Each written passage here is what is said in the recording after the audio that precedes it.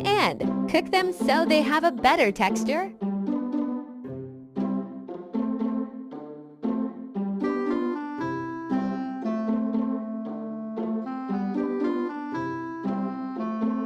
They are cooked on both sides.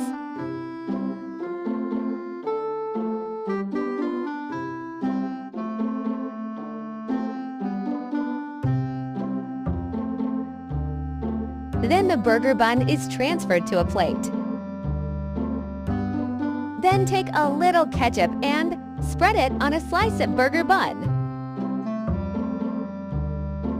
Using a spoon, spread the ketchup well. Then repeat the process for the other slice of burger bun.